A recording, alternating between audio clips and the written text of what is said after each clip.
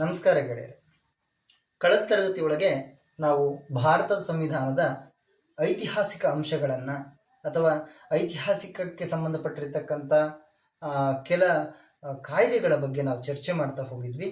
ಅದರ ಜೊತೆಗೆ ನಾವು ತದನಂತರ ಮುಂದಿನ ತರಗತಿಯಲ್ಲಿ ನಾವು ನೋಡ್ತಾ ಹೋದಾಗ ನವೆಂಬರ್ 26 ನಾವು ಸಂವಿಧಾನದ ದಿನವನ್ನಾಗಿ ಆಚರಣೆ ಮಾಡ್ತೇವೆ ಅಂತಕ್ಕಂಥದ್ದನ್ನು ನಾನು ಕಳೆದ ತರಗತಿ ಒಳಗೆ ನಿಮ್ಮಲ್ಲಿ ಚರ್ಚೆ ಮಾಡ್ತಾ ಹೋಗಿದ್ದೆ.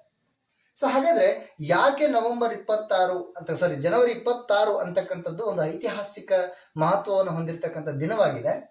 ಯಾಕೆ ಅಂತಂದ್ರೆ 1930ರಲ್ಲಿ ಜನವರಿ 26ರಂದು ಭಾರತೀಯ ರಾಷ್ಟ್ರೀಯ ಕಾಂಗ್ರೆಸ್ ಅಂತಕ್ಕಂಥದ್ದೇನಿತ್ತು ಪೂರ್ಣ ಸ್ವರಾಜ್ಯ ದಿನವನ್ನಾಗಿ ಆಚರಣೆ ಮಾಡ್ತದೆ. ಸೊ ಈ ಆಚರಣೆ ಮಾಡಿರ್ತಕ್ಕಂಥ ದಿನದ ನೆನಪಿಗೋಸ್ಕರ ಏನು ಮಾಡ್ತಾರಂದ್ರೆ ಇಲ್ಲಿ ನವೆಂಬರ್ 26, 1949ರಲ್ಲಿ ಸಂಪೂರ್ಣವಾಗಿ ಸಂವಿಧಾನ ರಚನೆ ಆಗಿದ್ರೂ ಕೂಡ ಮುಂದಿನ ಒಂದು ತಿಂಗಳಿಗೆ ಅದೇನಾಗ್ತದೆ ಅಂದ್ರೆ ಮುಂದೂಡಲ್ಪಡುತ್ತೆ. ಸೊ ಆ ಒಂದು ದೃಷ್ಟಿಕೋನದಿಂದ ಇಲ್ಲಿ ಏನಾಗ್ತಾ ಹೋಗ್ತದೆ ಅಂದ್ರೆ ಜನವರಿ 26, 1930ರಲ್ಲಿ ಪೂರ್ಣ ಸ್ವರಾಜ್ಯ ದಿನವನ್ನಾಗಿ ಆಚರಣೆ ಮಾಡಿದ ನೆನಪಿಗೋಸ್ಕರ ಜನವರಿ 26, 1950 ಇಲ್ಲಿ ಏನು ಮಾಡ್ತಾ ಹೋಗ್ತಾರೆ ಅಂದರೆ ಸಂವಿಧಾನದ ಒಂದು ದಿನ ಅಂತ ಹೇಳಿ ನಾವು ಏನಂದ್ರೆ ಭಾರತದ ಗಣರಾಜ್ಯ ದಿನವನ್ನಾಗಿ ಆಚರಣೆ ಮಾಡ್ತಾರೆ ಗೆಳೆಯರೆ. ಹಾಗೇನೆ ಇಲ್ಲಿ ಅಂದ್ರೆ ಭಾರತೀಯ ರಾಷ್ಟ್ರೀಯ ಕಾಂಗ್ರೆಸ್ ಏನಂದ್ರೆ ಡಿಸೆಂಬರ್ 31, 1929ರಲ್ಲಿ ನಡೆದಿರ್ತಕ್ಕಂಥ ಲಾಹೋರ್ ಅಧಿವೇಶನದಲ್ಲಿ ಪೂರ್ಣ ಸ್ವರಾಜ್ಯವನ್ನು ಪಡೆಯುವ ಗೊತ್ತುವಳಿಯನ್ನ ಅಲ್ಲಿ ಅಂಗೀಕಾರವನ್ನು ಮಾಡ್ತಾರೆ. ಸೊ ಆ ಒಂದು ಸವಿ ನೆನಪಿಗೋಸ್ಕರ ಜನವರಿ 26, 1950 ನಾವೇನ್ ಮಾಡ್ತಾ ಹೋಗ್ತೇವೆ ಅಂದ್ರೆ ಭಾರತದ ಗಣರಾಜ್ಯ ದಿನವೆಂದ ಆಚರಣೆ ಮಾಡ್ತಾ ಹೋಗ್ತೇವೆ. ಸಾಮಾನ್ಯವಾಗಿ ಇಲ್ಲಿ ಗೆಳೆಯರೆ ಸಂವಿಧಾನ ಕರಡು ಸಮಿತಿಯ ಪ್ರಕಾರ ಪ್ರಾತಿನಿಧಿಕ ಅಂಗೀಕಾರವಾದಾಗ ನವೆಂಬರ್ 26, 1949 ಅಂತಕ್ಕಂಥದ್ದನ್ನು ನಾವು ನೋಡ್ತಾ ಹೋಗ್ತೇವೆ. ಸಂವಿಧಾನ ಜಾರಿಗೆ ಬರಲಿಕ್ಕೆ ಅನ್ವಯವಾಗತಕ್ಕಂಥ ವಿಧಿ ಯಾವುದು ಅಂತ ನಮ್ಗೇನಾದ್ರೂ ಪ್ರಶ್ನೆ ಬಂದಾಗ ಸಂವಿಧಾನ ಜಾರಿಗೆ ಬರಲಿಕ್ಕೆ ಅನ್ವಯವಾಗುವ ವಿಧಿ 394ನೇ ವಿಧಿ ಅಂತಕ್ಕಂಥದ್ದನ್ನು ನಾವಿಲ್ಲಿ ಹೇಳಬೇಕಾಗ್ತದೆ. ಯಾಕೆ ಅಂತಂದ್ರೆ ಸಂವಿಧಾನದ 394ನೇ ವಿಧಿ ಅನ್ವಯ 5, 6, 7, 8, 9, 60, 324, 367, 379, 380 ಹಾಗೆಯೇ 388, 391, 392, 392A, 393 ಮತ್ತು 394 ವಿಧಿಗಳು ಸೇರಿದಂತೆ ಒಟ್ಟು 16 ವಿಧಿಗಳನ್ನು ಮೊದಲು ಜಾರಿಗೆ ಬಂತು ಅಂತಕ್ಕಂಥದ್ದು ನಿಮಗೆ ಗೊತ್ತಿರಬೇಕು. ಈ 16 ವಿಧಿಗಳನ್ನು ಮೊದಲು ಜಾರಿಗೆ ತರಲಾಗ್ತದೆ. ರಾಷ್ಟ್ರ ಬಾವುಟವನ್ನ ಅಂಗೀಕಾರ ಮಾಡಿರ್ತಕ್ಕಂಥ ವರ್ಷವನ್ನು ಕೂಡ ನಾನು ಮೊದಲೇ ಚರ್ಚೆ ಮಾಡ್ತಾ ಹೋಗಿದ್ದೆ, ಜುಲೈ 22, 1947 ಅಂತಕ್ಕಂಥದ್ದು.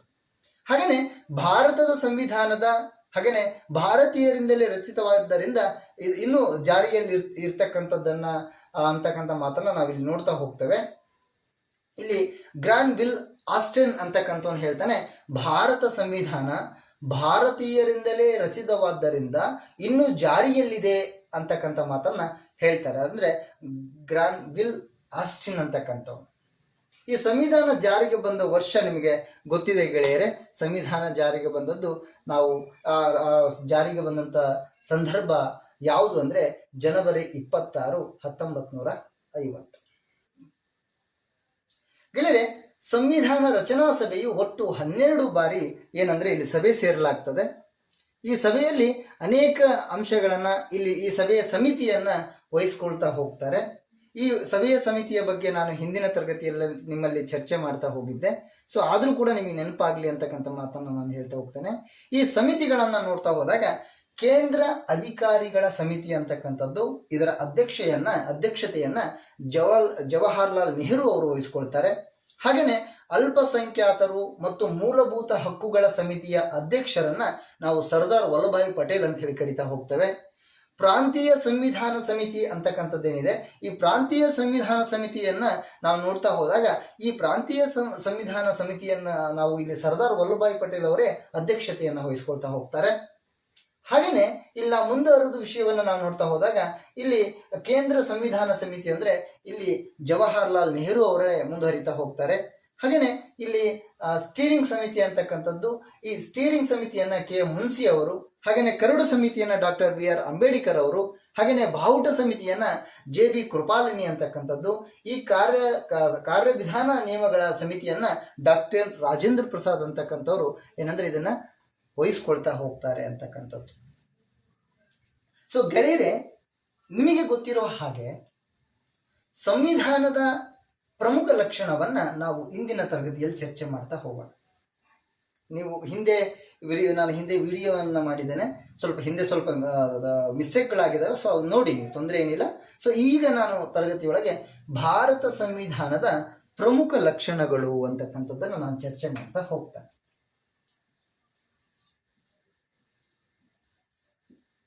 ಭಾರತದ ಸಂವಿಧಾನ, ಇಲ್ಲಿ ಭಾರತ ಸಂವಿಧಾನದ ಪ್ರಮುಖ ಲಕ್ಷಣಗಳು.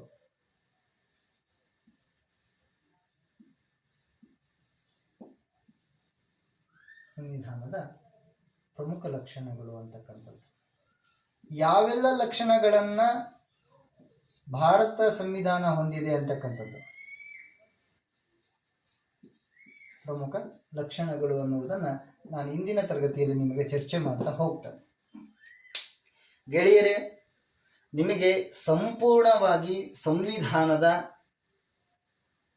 ಪ್ರತಿಯೊಂದು ವಿಷಯವನ್ನು ನಾನು ನಿಮಗೆ ಪ್ರಸ್ತಾಪ ಮಾಡ್ತಾ ಹೋಗ್ತಾನೆ, ವಿಷಯವನ್ನು ತಿಳಿಸ್ತಾ ಹೋಗ್ತಾನೆ.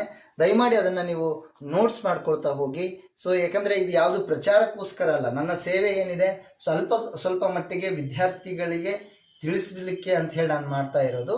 ಸೊ ಹಾಗಾಗಿ ನಾನು ಇಂದಿನ ತರಗತಿಯೊಳಗೆ ಭಾರತ ಸಂವಿಧಾನದ ಪ್ರಮುಖ ಲಕ್ಷಣಗಳು. ಭಾರತ ಸಂವಿಧಾನವು ಲಿಖಿತ ಮತ್ತು ಬೃಹತ್ ಸಂವಿಧಾನವಾಗಿದೆ ಅಂತಕ್ಕಂಥದ್ದು. ಇದು ಬರವಣಿಗೆಯಲ್ಪಟ್ಟು ಮತ್ತು ಬೃಹದಾಕಾರದ ಒಂದು ಸಂವಿಧಾನ ಅಂತಕ್ಕಂಥ ಮಾತನ್ನ ಹೇಳ್ತಾರೆ.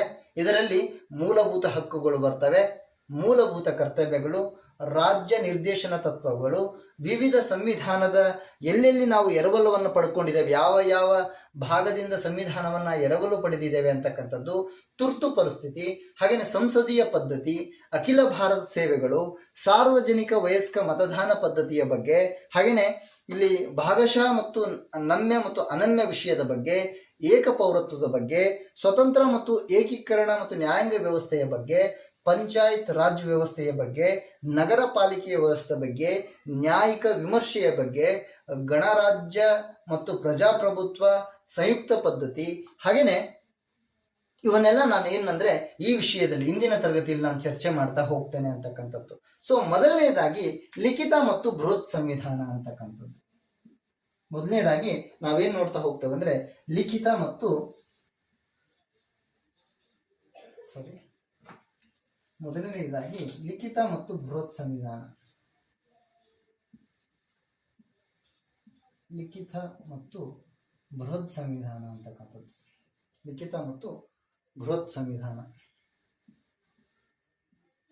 ಬೃಹತ್ ಸಂವಿಧಾನ. ಈ ಲಿಖಿತ ಮತ್ತು ಬೃಹತ್ ಸಂವಿಧಾನವನ್ನು ನಾವು ನೋಡ್ತಾ ಹೋದಾಗ ಇಲ್ಲಿ ಏನಾಗ್ತಾ ಹೋಗ್ತದೆ ಗೆಳೆಯರಂದ್ರೆ, ಇಲ್ಲ ಭಾರತ ಸಂವಿಧಾನ ಲಿಖಿತ ರೂಪ ಮತ್ತು ಬೃಹತ್ ಗಾತ್ರದ ಸಂವಿಧಾನವನ್ನು ಹೊಂದಿದೆ. 1950 ಜನವರಿ 26 ಸಂವಿಧಾನ ನಾವು ಪಡ್ಕೊಂಡಿದ್ದೇವೆ.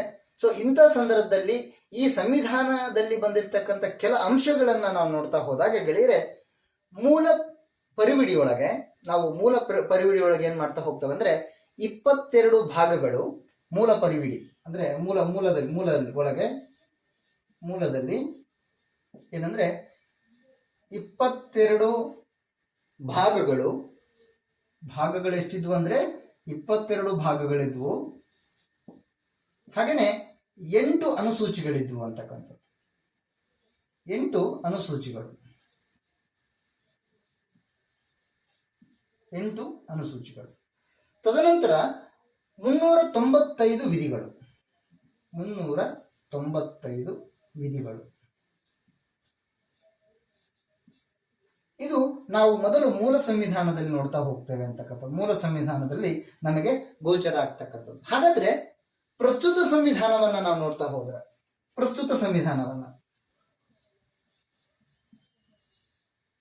ಪ್ರಸ್ತುತ ಸಂವಿಧಾನವನ್ನು ನಾವು ನೋಡಿದ್ರೆ ಪ್ರಸ್ತುತ ಸಂವಿಧಾನದಲ್ಲಿ 22 ಭಾಗಗಳನ್ನು ನೋಡ್ತೇವೆ. 22 ಭಾಗಗಳು, 12 ಅನುಸೂಚಿಗಳನ್ನು ನಾವು ನೋಡ್ತಾ ಹೋಗ್ತೇವೆ. ಎಷ್ಟು? 12 ಅನುಸೂಚಿಗಳು.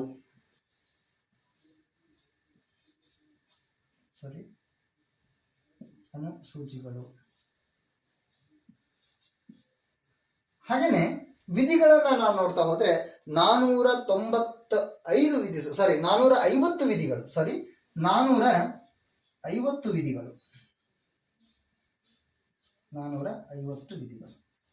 ಸೊ ಇದು ಈಗ ಪ್ರಸ್ತುತವಾಗಿರ್ತಕ್ಕಂಥ ನಮ್ಮ ಸಂವಿಧಾನದ ಪ್ರಸ್ತುತ ಯಾವುದು ಭಾಗಗಳು, ಅನುಸೂಚಿಗಳು, ಹಾಗೇನೆ 450 ವಿಧಿಗಳು. ನಿಮಗೆ ಪ್ರತಿಯೊಂದು ಸಂದರ್ಭದಲ್ಲೂ ಕೂಡ ಪ್ರಶ್ನೆಗಳನ್ನ ಕೇಳಲಿಕ್ಕೆ ಅವಕಾಶಗಳಿರ್ತವೆ ಗೆಳೆಯರೆ. ಸೊ ಅದರಲ್ಲಿ ನಾನೇನು ಹೇಳ್ತಾ ಹೋದೆ ಅಂದರೆ, ಲಿಖಿತ ಮತ್ತು ಬೃಹತ್ ಸಂವಿಧಾನದೊಳಗೆ ಮೂಲದಲ್ಲಿ 22 ಭಾಗಗಳನ್ನು ನಾವು ನೋಡ್ತಾ ಹೋಗ್ತೇವೆ, 8 ಅನುಸೂಚಿಗಳನ್ನು ನಾವು ನೋಡ್ತಾ ಹೋಗ್ತೇವೆ, 395 ವಿಧಿಗಳನ್ನು ನಾವು ನೋಡ್ತೇವೆ. ಇದಾದ ನಂತರ ಈಗ ಪ್ರಸ್ತುತವಾಗಿರ್ತಕ್ಕಂಥದ್ದನ್ನು ನಾವು ನೋಡ್ತಾ ಹೋದಾಗ 22 ಭಾಗಗಳು, 12 ಅನುಸೂಚಿಗಳು, 450 ವಿಧಿಗಳು ಅಂತಕ್ಕಂಥದ್ದನ್ನು ನೀವು ಇದನ್ನು ಬರ್ಕೊಳ್ಳಿ. ಸೊ ಇದಾದ ನಂತರ ನಾವು ವಿಷಯವನ್ನು ಹೇಳ್ತಾ ಹೋದಾಗ ತದನಂತರ ಬರ್ತಕ್ಕಂಥದ್ದು ನಮಗೆ ಮೂಲಭೂತ ಹಕ್ಕುಗಳು ಅಂತಕ್ಕಂಥದ್ದು. ಇದನ್ನು ಬರ್ಕೊಂಡಿದ್ದೀರಿ ಅಂತ ಅಂದ್ಕೊಂಡಿದ್ದೇನೆ, ಯಾಕಂದರೆ ಪ್ಲೇಸ್ ಇಲ್ಲದಕ್ಕೋಸ್ಕರ ಇದನ್ನು ಮಾಡ್ತಾ ಇದ್ದಾನೆ. ಎರಡನೇದಾಗಿ ಮೂಲಭೂತ ಹಕ್ಕುಗಳು ಅಂತಕ್ಕಂಥದ್ದು. ಎರಡನೇದಾಗಿ ಮೂಲಭೂತ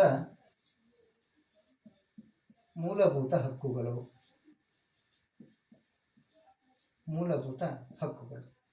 ಈ ಮೂಲಭೂತ ಹಕ್ಕುಗಳನ್ನು ನಾವು ನೋಡ್ತಾ ಹೋದಾಗ ಈ ಮೂಲಭೂತ ಹಕ್ಕು ಸಂವಿಧಾನದ 3ನೇ ಭಾಗದಲ್ಲಿ 12ರಿಂದ 35ನೇ ವಿಧಿಯವರೆಗೆ ಕಾಣ್ತೇವೆ.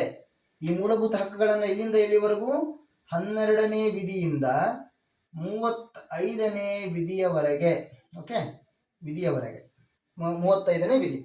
ಸೊ ಅಂದರೆ ಇಲ್ಲಿ ಸಾಮಾನ್ಯವಾಗಿ ನಾವು ನೋಡಬೇಕಾದದ್ದು ಮೂಲಭೂತ ಹಕ್ಕುಗಳನ್ನು ನಾವು ಎಲ್ಲಿಂದ ಎರವಲಾಗಿ ಪಡೆದಿದ್ದೇವೆ ಅಂದರೆ, ಈ ಮೂಲಭೂತ ಹಕ್ಕನ್ನು ನಾವು ಅಮೇರಿಕಾದಿಂದ ಅಂದರೆ USA, United State of America. So ನಾವೇನಂದ್ರೆ ಅಮೇರಿಕಾದಿಂದ ನಾವು ಮೂಲಭೂತ ಹಕ್ಕುಗಳನ್ನು ಪಡ್ಕೊಂಡಿದ್ದೇವೆ. ಭಾರತ ಸಂವಿಧಾನವು ತನ್ನ ಪ್ರಜೆಗಳಿಗೆ ಸ್ವತಂತ್ರ ಹಕ್ಕು, ಸಮಾನತೆಯ ಹಕ್ಕು, ಶೋಷಣೆ ವಿರುದ್ಧ ಹಕ್ಕು, ಶೈಕ್ಷಣಿಕ ಹಾಗೂ ಸಾಂಸ್ಕೃತಿಕ ಹಕ್ಕು, ಧಾರ್ಮಿಕ ಹಕ್ಕು, ಸಂವಿಧಾನ ಪರಿಹಾರಾತ್ಮಕ ಹಕ್ಕು ಮತ್ತು 6ನೇದು ನಾವು 6 ಮೂಲಭೂತ ಹಕ್ಕುಗಳನ್ನು ನಮಗೆ ನೀಡ್ತಾ ಹೋಗಿದೆ. ಯಾವುದು? ಮೊದಲು ನಮಗೆ ಸ್ವತಂತ್ರವನ್ನು ಕೊಟ್ಟಿದೆ, ಸಮಾನತೆಯನ್ನು ಕೊಟ್ಟಿದೆ, ಭಾರತೀಯರು ನಾವೆಲ್ಲರೂ ಸಮಾನರು, ಭಾರತೀಯರು ಸ್ವತಂತ್ರರು, ಶೋಷಣೆಯನ್ನ ಮಾಡಿರ್ತಕ್ಕಂಥ ಅವರ ವಿರುದ್ಧದಲ್ಲಿ ನಾವು ವಿರೋಧಿಸುವ ಹಕ್ಕನ್ನು ಕೂಡ ನಾವು ಪಡ್ಕೊಂಡಿದ್ದೇವೆ, ಶೈಕ್ಷಣಿಕ ಹಕ್ಕು ನಮ್ಮದು, ಸಾಂಸ್ಕೃತಿಕ ಹಕ್ಕು ನಮ್ಮದು, ಹಾಗೆಯೇ ಧಾರ್ಮಿಕ ಹಕ್ಕು ಅಂತಕ್ಕಂಥದ್ದು ಕೂಡ ನಾವಿಲ್ಲಿ ನೋಡ್ತಾ ಹೋಗ್ತೇವೆ ಗೆಳೆಯರೆ. ಹಾಗಾಗಿ ಸಂವಿಧಾನ ಪರಿಹಾರಾತ್ಮಕ ಹಕ್ಕುವನ್ನು ಕೂಡ ನಮಗೆ ಸಂವಿಧಾನವನ್ನು ನೀಡ್ತಾ ಹೋಗಿದೆ. ಈ 6 ಮೂಲಭೂತ ಹಕ್ಕುಗಳನ್ನು ನಾವು ನೋಡ್ತಾ ಹೋಗ್ತೇವೆ. ಸೊ ಹಾಗೆಯೇ ಇಲ್ಲಿ ಸರ್ವೋಚ್ಚ ನ್ಯಾಯಾಲಯವನ್ನ ನಾವು ಮೂಲಭೂತ ಹಕ್ಕುಗಳ ಸಂರಕ್ಷಕ ಅಂತ ಹೇಳಿ ಕರಿತಾ ಹೋಗ್ತೇವೆ. ಇದನ್ನ ನಾವು ನೋಡ್ತಾ ಹೋಗ್ಬೇಕು. ಯಾಕಂದ್ರೆ ಇಲ್ಲಿ ನಾವು ಸರ್ವೋಚ್ಚ ನ್ಯಾಯಾಲಯವನ್ನ ನಾವು ಮೂಲಭೂತ ಹಕ್ಕುಗಳ ರಕ್ಷಕ ಅಂತ ಹೇಳಿ ಕರಿತೇವೆ. ಯಾವುದು? ಈ ಮೂಲಭೂತ ಹಕ್ಕುಗಳೇನಿದಾವೆ, ಈ ಮೂಲಭೂತ ಹಕ್ಕುಗಳು, ಈ ಹಕ್ಕಿನ ಒಬ್ಬ ರಕ್ಷಕ ಯಾರಂದ್ರೆ ಸರ್ವೋಚ್ಚ ನ್ಯಾಯಾಲಯ ಅಂತಕ್ಕಂಥದ್ದು. ಇದನ್ನ ನಾವು ಮೂಲಭೂತ ಹಕ್ಕುಗಳ ರಕ್ಷಕ ಅಂತ ಹೇಳಿ ಕರಿತೇವೆ ಗೆಳೆಯರೆ. ಮೂಲಭೂತ ಹಕ್ಕುಗಳ ರಕ್ಷಕ ಅಂತ ಪ್ರಶ್ನೆ ಯಾರಾದರೂ ಕೇಳಿದ್ರೆ ಯಾರಾದರೂ ಕೇಳೋಲ್ಲ. ಸ್ಪರ್ಧಾತ್ಮಕ ಪರೀಕ್ಷೆಯಲ್ಲಿ ಏನಾದರೂ ನಿಮಗೆ ಸ್ಪರ್ಧಾತ್ಮಕವಾಗಿ ಪರೀಕ್ಷೆಯನ್ನು ಬರೆಯುವಂಥ ಸಂದರ್ಭದಲ್ಲಿ ಯಾರಾದರೂ ಈ ಪ್ರಶ್ನೆಗಳು ಬಂದಾಗ ಯಾರು ಅದನ್ನ ಕನ್ಫ್ಯೂಸ್ ಮಾಡ್ಕೋಬೇಡಿ ಅಂತಕ್ಕಂಥದ್ದು. ಮೂಲಭೂತ ಹಕ್ಕುಗಳ ಸಂರಕ್ಷಕ ಯಾರು ಅಂದಾಗ ನಾವು ಸರ್ವೋಚ್ಚ ನ್ಯಾಯಾಲಯ ಅಂತಕ್ಕಂಥದ್ದನ್ನು ನಾವು ಇಲ್ಲಿ ಹೇಳಬೇಕಾಗ್ತದೆ. ಸೊ ಇದಾದ ನಂತರ ನಾವು ತದನಂತರ ಅಂಶವನ್ನು ನಾವು ನೋಡ್ತಾ ಹೋದಾಗ ಇಲ್ಲಿ ಮೂಲಭೂತ ಕರ್ತವ್ಯಗಳು ಅಂತಕ್ಕಂಥದ್ದು.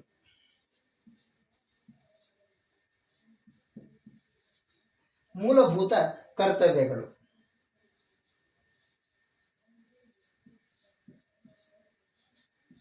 ಈ ಮೂಲಭೂತ ಕರ್ತವ್ಯಗಳೇನು, ಏನು ಅಂಶವನ್ನು ಇದು ಕೊಡ್ತದೆ ಅಂತಂದ್ರೆ, ಸಂವಿಧಾನದ 42ನೇ ತಿದ್ದುಪಡಿಯ ಮೂಲಕ 1976ರಲ್ಲಿ ಮೂಲಭೂತ ಕರ್ತವ್ಯಗಳನ್ನು ಸಂವಿಧಾನದಲ್ಲಿ ಸೇರಿಸಲಾಗಿದೆ ಅಂತಕ್ಕಂಥದ್ದು.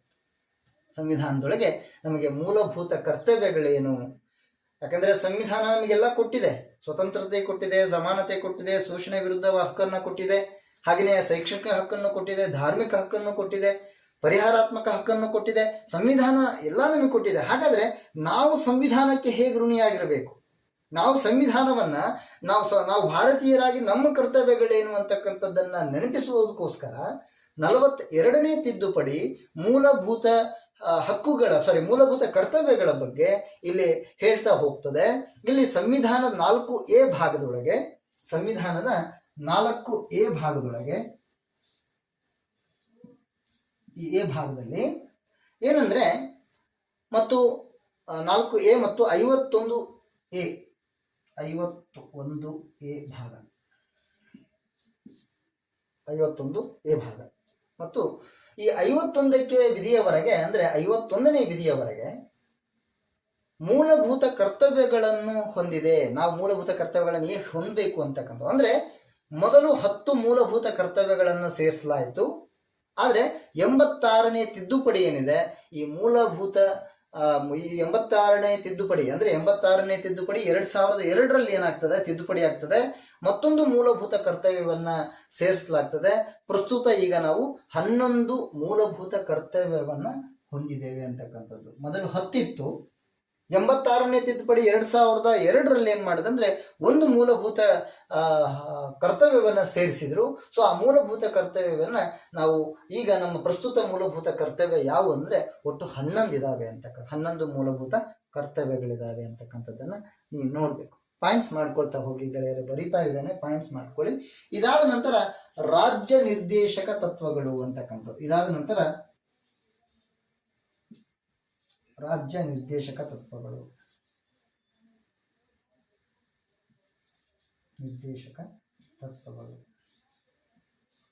ರಾಜ್ಯ ನಿರ್ದೇಶಕ ತತ್ವಗಳು ಅಂತಕ್ಕಂಥದ್ದು.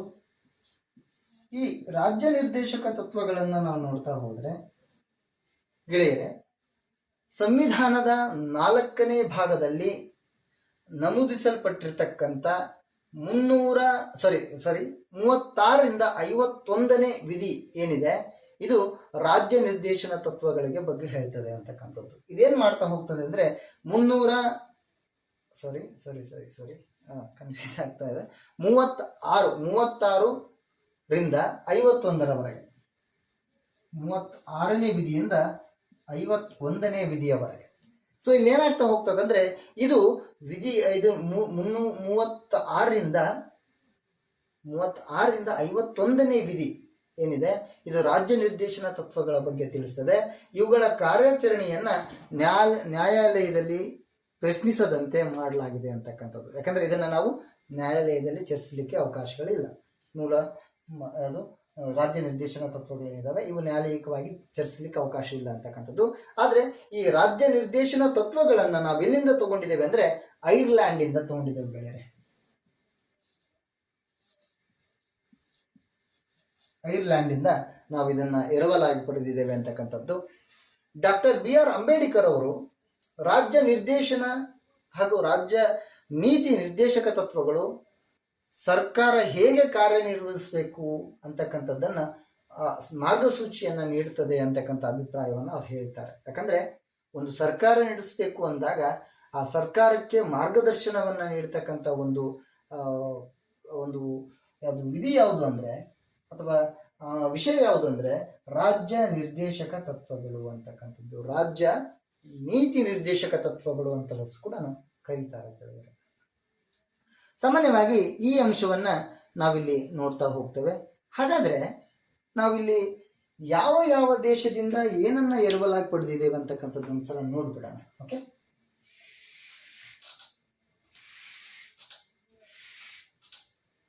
ಗೆಳೆಯರೆ, ಮೂಲಭೂತ ಹಕ್ಕುಗಳು, ನ್ಯಾಯಿಕ ಸ್ವಾತಂತ್ರ್ಯ. ಇದು ಮೂಲಭೂತ ಹಕ್ಕುಗಳು ಮತ್ತು ನ್ಯಾಯಿಕ ಸ್ವಾತಂತ್ರ್ಯ. ಇದನ್ನ ಅಮೇರಿಕದಿಂದ ಪಡೆದಿದ್ದಾರೆ. ಇದನ್ನ ಅಮೇರಿಕಾದಿಂದ ಪಡೆದಿರ್ತಕ್ಕಂಥ. ಸೊ ಹಾಗೆ ಇನ್ನೂ ಕೆಲವು ಅಂಶಗಳನ್ನು ನಾವು ನೋಡ್ತಾ ಹೋದರೆ, ಒಂದು ಮೂಲಭೂತ ಹಕ್ಕನ್ನು, 2 ನ್ಯಾಯಿಕ ಸ್ವಾತಂತ್ರ್ಯ, 3 ಉಪರಾಷ್ಟ್ರಪತಿಯ ಕಾರ್ಯಗಳು. ಉಪರಾಷ್ಟ್ರಪತಿಯ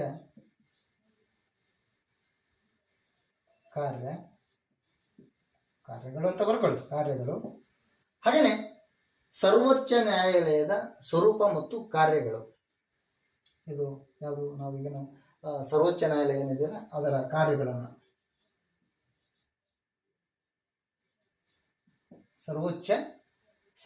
ನ್ಯಾಯಾಲಯದ ಕಾರ್ಯಗಳು. ಸರ್ವೋಚ್ಚ ನ್ಯಾಯಾಲಯದ ಕಾರ್ಯಗಳು ಅಂತಕ್ಕಂಥದ್ದು. ಇದಾದ ನಂತರ ನಮಗೆ ಪ್ರಸ್ತಾವನೆಯನ್ನು, ಉಪರಾಷ್ಟ್ರಪತಿದಾಯಿತು, ಸರ್ವೋಚ್ಚ ನ್ಯಾಯಾಲಯ 4ನೇದು, ಸರ್ವೋಚ್ಚ ನ್ಯಾಯಾಲಯದ್ದು 5ನೇದು ಪ್ರಸ್ತಾವನೆ.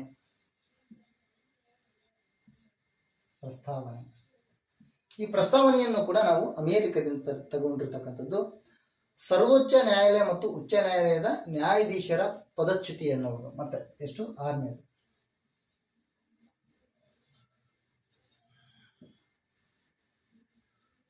ಸರ್ವೋಚ್ಚ ನ್ಯಾಯಾಲಯ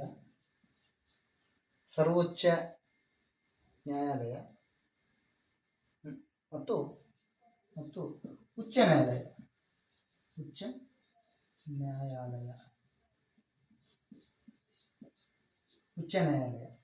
ಇದರ ಪದಚ್ಯುತಿಯನ್ನ, ಯಾವ ತರ ಪದಚ್ಯುತಿ ಮಾಡಬೇಕು ಅಂತಕ್ಕಂಥದ್ದು, ಪದಚ್ಯುತಿಯ ಬಗ್ಗೆ.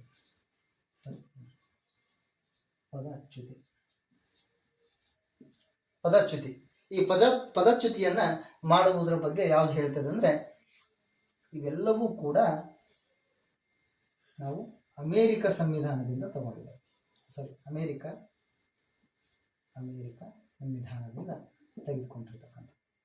ನಿಮಗೆ ಪ್ರಶ್ನೆಯನ್ನ ಕೇಳ್ತಾರೆ, ಅಮೇರಿಕ ಸಂವಿಧಾನದಿಂದ ಅಥವಾ ಅಮೇರಿಕದ ಸಂವಿಧಾನದಿಂದ ಎರವಲು ಪಡೆದ ಅಂಶಗಳು ಯಾವುವು ಅಂದ್ರೆ ಗೆಳೆಯರೆ, ಮೂಲಭೂತ ಹಕ್ಕುಗಳು, ನ್ಯಾಯಿಕ ಸ್ವಾತಂತ್ರ್ಯ, ನ್ಯಾಯಿಕ ಸ್ವಾತಂತ್ರ್ಯ ಮತ್ತು ಉಪರಾಷ್ಟ್ರಪತಿಗಳ ಕಾರ್ಯ, ಸರ್ವೋಚ್ಚ ನ್ಯಾಯಾಲಯದ ಕಾರ್ಯಗಳು, ಪ್ರಸ್ತಾವನೆ, ಸರ್ವೋಚ್ಚ ನ್ಯಾಯಾಲಯ ಮತ್ತು ಉಚ್ಚ ನ್ಯಾಯಾಲಯದ ಪದಚ್ಯುತಿ, ಉಚ್ಚ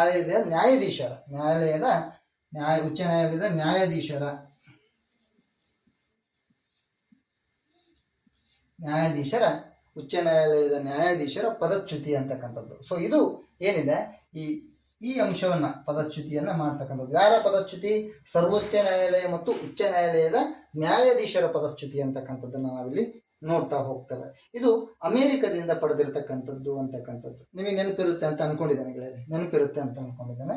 ಸೊ ನಂತರ ಬರ್ತಕ್ಕಂಥ ಅಂಶ ಯಾವುದು ಅಂದ್ರೆ, ಐರ್ಲ್ಯಾಂಡ್ ಅಂತಕ್ಕಂಥದ್ದು. ಓಕೆ,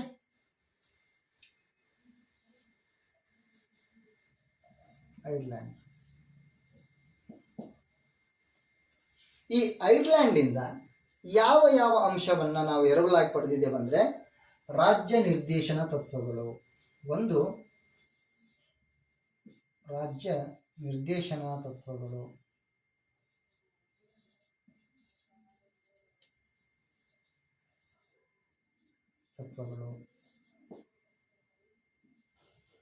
ಹಾಗೆಯೇ ಎರಡನೇದು ನೋಡ್ತಾ ಹೋದ್ರೆ ರಾಜ್ಯಸಭೆಯ ಸದಸ್ಯರು ಹಾಗೂ ನಾಮಕರಣ ಪ್ರಕ್ರಿಯೆ ಬಗ್ಗೆ. ರಾಜ್ಯಸಭೆಯ ಸದಸ್ಯರು ಮತ್ತು ನಾಮಕರಣ ಬಗ್ಗೆ. ನಾಮಕರಣದ ಬಗ್ಗೆ ಓಕೆ. ನಾಮಕರಣದ ಬಗ್ಗೆ ನಾವು ಏನು ನಾಮಕರಣದ ಪ್ರಕ್ರಿಯೆ ಏನಿದೆಯಲ್ಲ ಅದನ್ನು ನಾವು ಐರ್ಲೆಂಡ್ನಿಂದ ತೊಗೊಂಡಿರ್ತಕ್ಕಂಥದ್ದು. ಯಾವುದು ರಾಜ್ಯ ನಿರ್ದೇಶನ ಸದಸ್ಯರು ಏನು ರಾಜ್ಯಸಭೆಯ ಸದಸ್ಯರು ಏನಿದಾರಲ್ಲ ಈ ಸದಸ್ಯರನ್ನ ನಾವು ನಾಮಕರಣ ಮಾಡ್ತಕ್ಕಂಥದ್ದು ಏನಿದೆ ಈ ನಾಮಕರಣ ಪ್ರಕ್ರಿಯೆಯನ್ನು ಐರ್ಲೆಂಡ್ನಿಂದ ಅಥವಾ ಐರ್ಲೆಂಡ್ನಿಂದ ನಾವು ಪಡ್ಕೊಂಡಿದ್ದೇವೆ ಅಂತಕ್ಕಂಥದ್ದನ್ನು ನಾವು ನೋಡ್ತಾ ಹೋಗ್ತೇವೆ. ಯಾರಾದರೂ ಬರೀರಿ, ಇಲ್ಲಾಂದ್ರೆ ಸರಿ ಐರ್ಲ್ಯಾಂಡ್ ಅಂತ ಆದರೂ ಬರೀ. ಐರ್ಲ್ಯಾಂಡ್ ತಗೊಂಡಿರ್ತಕ್ಕಂಥ ಐರ್ಲ್ಯಾಂಡಿಂದ ತಗೊಂಡಿರ್ತಕ್ಕಂಥ ಅಂಶ. ಸೊ ಹಾಗೇನೆ ತದನಂತರ ನಾವು ನೋಡ್ತಾ ಹೋದ್ರೆ ರಾಷ್ಟ್ರಪತಿ ಚುನಾವಣೆ ಅಂತಕ್ಕಂಥದ್ದು. 3 ರಾಷ್ಟ್ರಪತಿ ಚುನಾವಣೆ.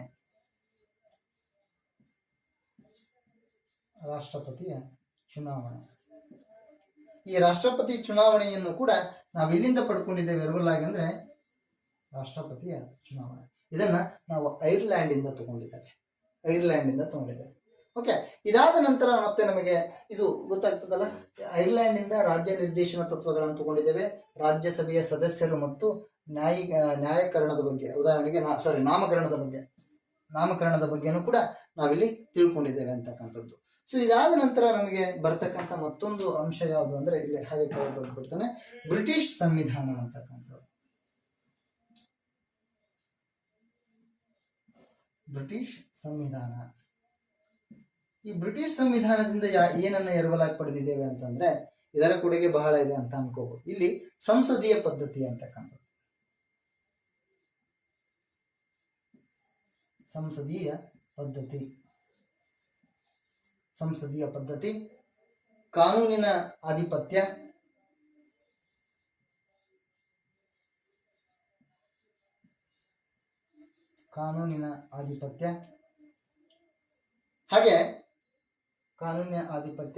ಹಾಗೇನೆ ಲೋಕಸಭಾ ಸದಸ್ಯರ ಜವಾಬ್ದಾರಿಗಳು ಮತ್ತು ಮಂತ್ರಿಮಂಡಲದ ಜವಾಬ್ದಾರಿಗಳು. ಇಲ್ಲಿ ಲೋಕಸಭೆ ಮತ್ತು ಮಂತ್ರಿಮಂಡಲದ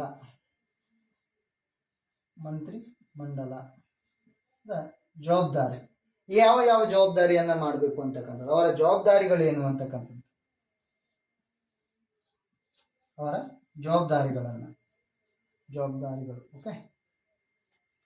ಸೊ ಹಾಗೇನೆ ಸಭಾಪತಿಯ ಸ್ಥಾನಮಾನ ಅಂತಕ್ಕಂಥದ್ದು.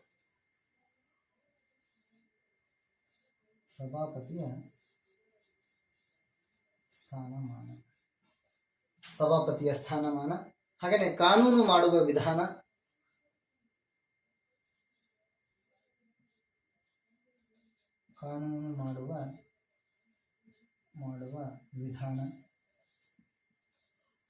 ಹಾಗೇನೆ ಏಕಪೌರತ್ವ ಅಂತಕ್ಕಂಥದ್ದು. ಓಕೆ.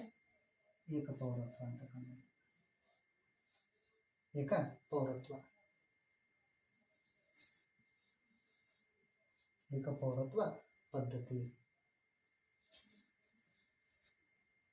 ಓಕೆ.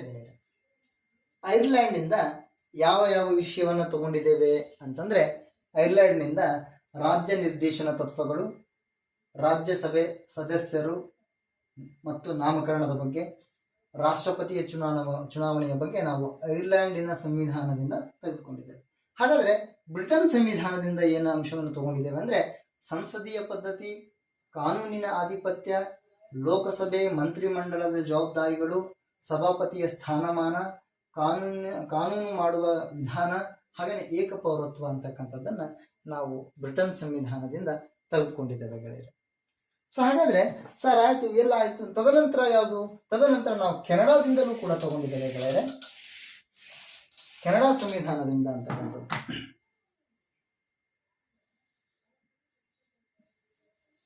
ಕೆನಡಾ ಸಂವಿಧಾನ.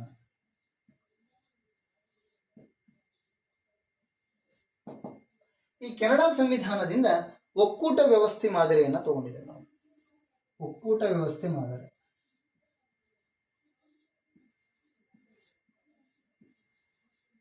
ಒಕ್ಕೂಟ ವ್ಯವಸ್ಥೆಯ ಮಾದರಿಯನ್ನು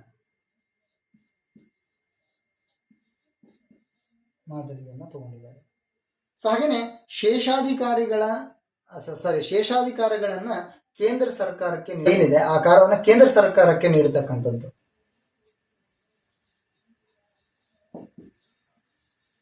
ಶೇಷಾಧಿಕಾರಿಗಳನ್ನ ಕೇಂದ್ರ ಸರ್ಕಾರಕ್ಕೆ ನೀಡುವುದು. ಕೇಂದ್ರ ಸರ್ಕಾರಕ್ಕೆ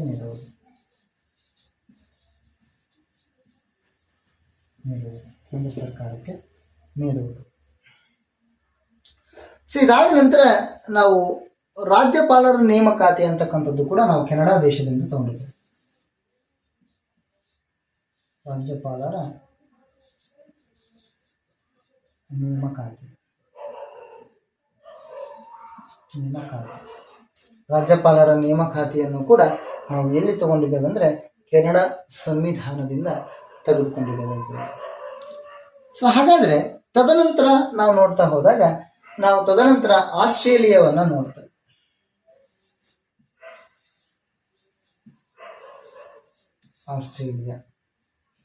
ಈ ಆಸ್ಟ್ರೇಲಿಯಾ ಸಂವಿಧಾನದಿಂದ ಏನನ್ನು ತೆಗೆದುಕೊಂಡಿದ್ದೇವೆ ಅಂದ್ರೆ ಸಮವರ್ತಿ ಪಟ್ಟಿಯನ್ನ.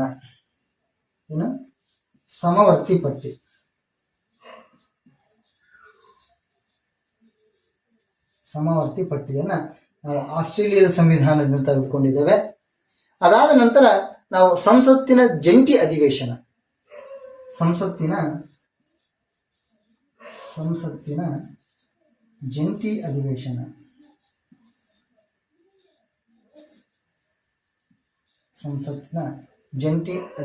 ಅಂತಕ್ಕಂಥದ್ದು.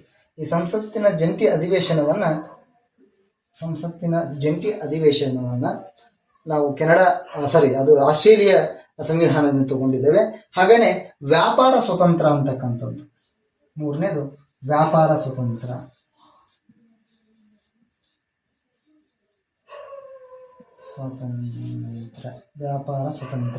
ಈ ವ್ಯಾಪಾರ ಸ್ವತಂತ್ರವನ್ನ ನಾವು ವ್ಯಾಪಾರ ಸ್ವತಂತ್ರವನ್ನು ಕೂಡ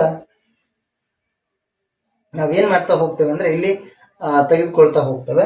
ಸೊ ಇಲ್ಲಿ ಸಾಮಾನ್ಯವಾಗಿ ನೋಡ್ತಾ ಹೋದಾಗ ಇಲ್ಲಿ ನಾವು ಭಾರತದ ಸಂವಿಧಾನ ರಚನೆಗೆ ಬೇಕಾಗಿರ್ತಕ್ಕಂಥ ಅಂಶವನ್ನು ನಾವು ನೋಡ್ತಾ ಹೋದಾಗ ಇಲ್ಲಿ ಈ ಅಂಶಗಳನ್ನ ಒಂದು ಸಂವಿಧಾನದಿಂದ ನಮ್ಮ ಭಾರತ ಸಂವಿಧಾನಕ್ಕೆ ಎರವಲಾಗಿ ಪಡ್ಕೊಂಡಿದ್ದಾವೆ. ಕೆನಡಾ ಸಂವಿಧಾನದಿಂದ, ಆಸ್ಟ್ರೇಲಿಯಾ ಸಂವಿಧಾನದಿಂದ, ಐರ್ಲೆಂಡ್ ಸಂವಿಧಾನದಿಂದ, ಬ್ರಿಟನ್ ಸಂವಿಧಾನದಿಂದ ನಾವು ಎರವಲಾಗಿ ಪಡ್ಕೊಂಡಿರ್ತಕ್ಕಂಥ ಅಂಶವನ್ನು ನಾವು ನೋಡ್ತಾ ಹೋಗ್ತೇವೆ. ಸೊ ಇದಾದ ನಂತರ ನಾವು ಮತ್ತೊಂದು ಅಂಶವನ್ನು ನಾವು ನೋಡ್ತಾ ಹೋದಾಗ ಗೆಳೆಯರೆ ದಕ್ಷಿಣ ಆಫ್ರಿಕಾ ಅಂತಕ್ಕಂಥದ್ದು.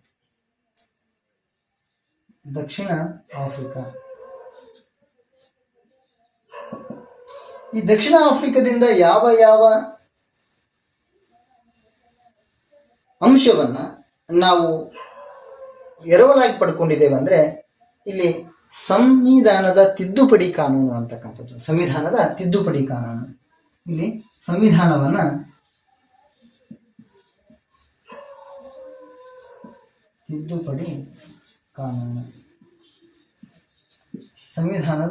ತಿದ್ದುಪಡಿ ಕಾನೂನು ಅಂತಕ್ಕಂಥದ್ದು. ಹಾಗೇನೆ ರಾಜ್ಯಸಭಾ ಸದಸ್ಯರ ಚುನಾವಣೆ ಅಂತಕ್ಕಂಥದ್ದು. ರಾಜ್ಯಸಭಾ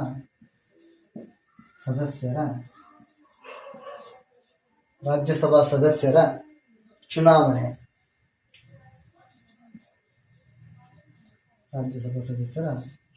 ಬಗ್ಗೆ ನಾವು ಅದಕ್ಕೆ ನಾವು ನೋಡ್ತಾ ಹೋಗ್ಬೇಕು.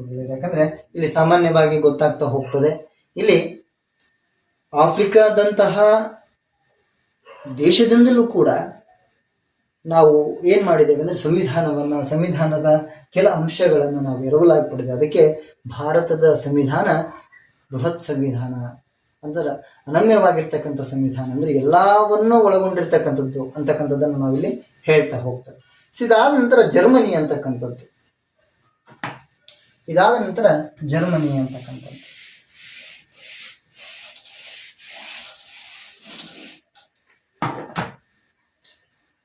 Germany okay.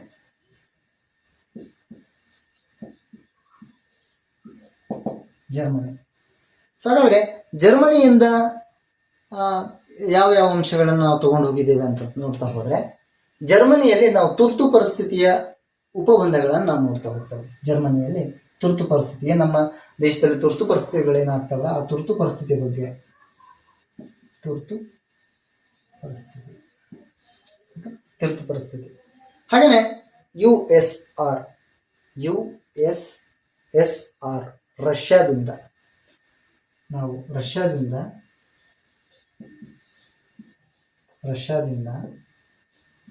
ಏನನ್ನು ಎರವಲಾಗಿ ಪಡ್ಕೊಂಡಿದ್ದೇವೆ ಅಂತಂದರೆ, ನಾವು ರಷ್ಯಾದಿಂದ ಮೂಲಭೂತ ಕರ್ತವ್ಯಗಳನ್ನು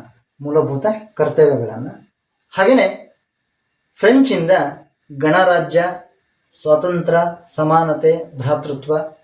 ಸೊ ಇದೇನಿದೆ, ನಾನು ತುರ್ತು ಪರಿಸ್ಥಿತಿಯ ಉಪಬಂಧಗಳನ್ನು ನಾವು ನೋಡ್ತಾ ಹೋಗ್ತೇವೆ. ಜರ್ಮನಿಯಲ್ಲಿ ತುರ್ತು ಪರಿಸ್ಥಿತಿಯ, ನಮ್ಮ ದೇಶದಲ್ಲಿ ತುರ್ತು ಪರಿಸ್ಥಿತಿಗಳೇನಾಗ್ತವೆ ಆ ತುರ್ತು ಪರಿಸ್ಥಿತಿ ಬಗ್ಗೆ, ತುರ್ತು ಪರಿಸ್ಥಿತಿ. ಹಾಗೆಯೇ USSR ರಷ್ಯಾದಿಂದ, ನಾವು ರಷ್ಯಾದಿಂದ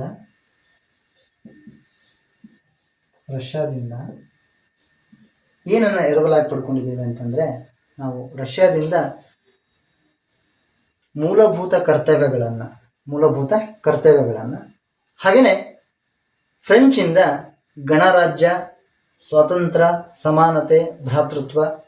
ಸೊ ಇದೇನಿದೆ, ನಾನು ಮುಂದಿನ ತರಗತಿಯಲ್ಲಿ ನಿಮ್ಮಲ್ಲಿ ಚರ್ಚೆ ಮಾಡ್ಕೊಳ್ತಾ ಹೋಗ್ತೇನೆ ಗೆಳೆಯರೆ. ಓಕೆ, ಮುಂದಿನ ವಿಷಯ ಏನಾಗಿರುತ್ತೆ ಅಂದರೆ, ಇನ್ನು ಉಳಿದಿರ್ತಕ್ಕಂಥದ್ದು, ಇನ್ನು ಯಾವ ದೇಶದಿಂದ ನಾವು ಎರವಲಾಗಿ ಪಡ್ಕೊಂಡಿದ್ದೇವೆ ಅಂತಕ್ಕಂಥದ್ದನ್ನು ನಾನು ಮುಂದಿನ ತರಗತಿಯಲ್ಲಿ ನಿಮಗೆ ಚರ್ಚೆ ಮಾಡ್ತಾ ಹೋಗ್ತಾನೆ. ಸೊ ಇಂದಿನ ತರಗತಿಯಲ್ಲಿ ಇಷ್ಟು ಸಾಕು ಅಂತಕ್ಕಂಥದ್ದು ನನ್ನ ಅಭಿಪ್ರಾಯ. ನಮಸ್ಕಾರ.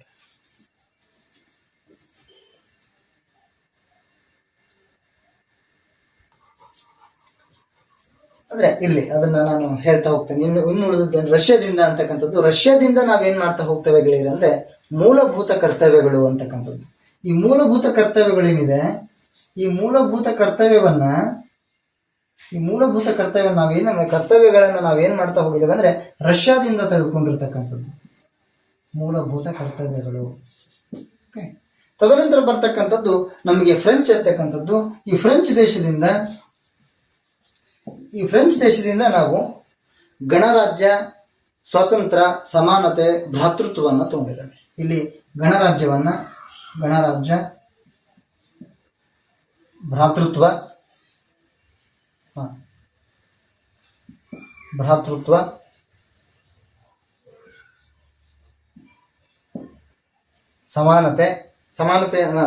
ಸಮಾನತೆಯು ಕೂಡ ನಾವು ಅಲ್ಲಿಂದ ತಗೊಂಡಿರ್ತಕ್ಕಂಥದ್ದು ಸಮಾನತೆ. ಹಾಗೆಯೇ ಸ್ವಾತಂತ್ರ್ಯ, ಇವನ್ನು ನಾವು ಫ್ರೆಂಚಿಂದ ತಗೊಂಡಿರ್ತಕ್ಕಂಥದ್ದು. ತದನಂತರ ನಮಗೆ ಕೊನೆಯದಾಗಿ 1935 ಭಾರತ ಸರ್ಕಾರ ಕಾನೂನಿನಿಂದ, ಭಾರತ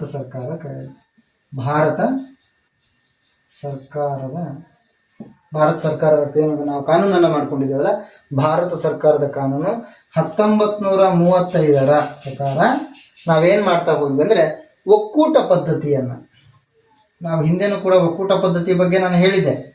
ಓಕೆ, ಒಕ್ಕೂಟ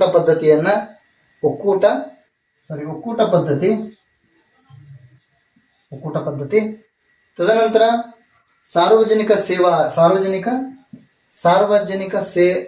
ಆಯೋಗ,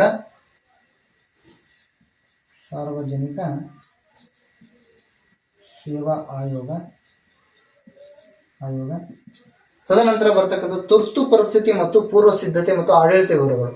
ಇಲ್ಲಿ ತುರ್ತು ಪರಿಸ್ಥಿತಿ,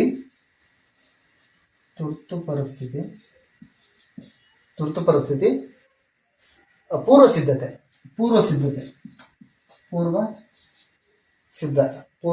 ಸಿದ್ಧತೆ ಮತ್ತು ಆಡಳಿತ ವಿವರಗಳು.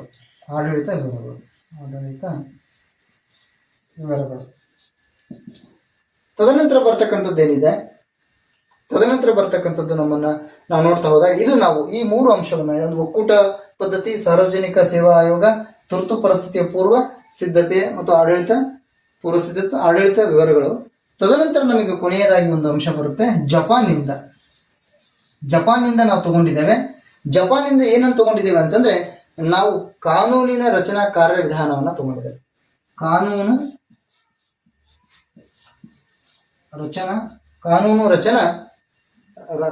ರಚನೆಯ ಕಾರ್ಯವನ್ನ ಈ ಕಾರ್ಯವಿಧಾನವನ್ನು ನಾವು ಜಪಾನಿನಿಂದ ತಗೊಂಡಿದ್ದೇವೆ. ವಿಧಾನಗಳನ್ನು ನಾವು ಇಲ್ಲಿಂದ ಅಂದರೆ ಈ ಅಂಶವನ್ನು ನಾವು ನೋಡ್ತಾ ಹೋಗ್ತೇವೆ ಗೆಳೆಯರೆ. ಜಪಾನಿನಿಂದ, ಫ್ರೆಂಚಿಂದ, ಜರ್ಮನಿಯಿಂದ, ಆಫ್ರಿಕಾದಿಂದ, ಆಸ್ಟ್ರೇಲಿಯಾದಿಂದ, ಕೆನಡಾದಿಂದ, ಬ್ರಿಟನ್ನಿಂದ, ಐರ್ಲ್ಯಾಂಡ್ನಿಂದ, ಹಾಗೆಯೇ ಅಮೇರಿಕದಿಂದ ಈ ಎಲ್ಲ ಅಂಶವನ್ನು ನಾವೇನು ಮಾಡ್ತಾ ಹೋಗಿದ್ದೇವೆ ಅಂದರೆ ನಮ್ಮ ಭಾರತದ ಸಂವಿಧಾನಕ್ಕೆ ಎರವಲಾಗಿ ಪಡೀತಾ ಹೋಗಿದ್ದೇನೆ ಅಂತಕ್ಕಂಥದ್ದು. ಸೊ ಇಂದಿನ ತರಗತಿಯಲ್ಲಿ ಗೆಳೆಯರೆ ಇಷ್ಟು ವಿಷಯವನ್ನು ನಾನು ನಿಮಗೆ ಹೇಳ್ತಾ ಹೋಗಿದ್ದೇನೆ. ಸೊ ಮುಂದಿನ ತರಗತಿಯಲ್ಲಿ ಏನಿದೆ ಮುಂದಿನ ತರಗತಿಯಲ್ಲಿ ತುರ್ತು ಪರಿಸ್ಥಿತಿಗಳು ಅನ್ನೋ ವಿಷಯದ ಬಗ್ಗೆ ನಾನು ನಿಮ್ಮಲ್ಲಿ ಮಾತಾಡ್ತಾ ಹೋಗ್ತೇನೆ. ಸೊ ಆ ತುರ್ತು ಪರಿಸ್ಥಿತಿಗಳಾಗ್ಬೋದು, ಸಂಸದೀಯ ಪದ್ಧತಿ ಆಗ್ಬೋದು, ಸಂಯುಕ್ತ ಪದ್ಧತಿ ಆಗ್ಬೋದು, ಸಾರ್ವಜನಿಕ ವಯಸ್ಕರ ಮತದಾನ ಆಗ್ಬೋದು, ಏನು ಉಳಿದದ್ದೇನಿದೆಯಲ್ಲ ಸೊ ಆ ವಿಷಯವನ್ನು ನಾನು ಮುಂದಿನ ತರಗತಿಯಲ್ಲಿ ಚರ್ಚೆ ಮಾಡ್ತಾ ಹೋಗ್ತೇನೆ. ನಮಸ್ಕಾರ.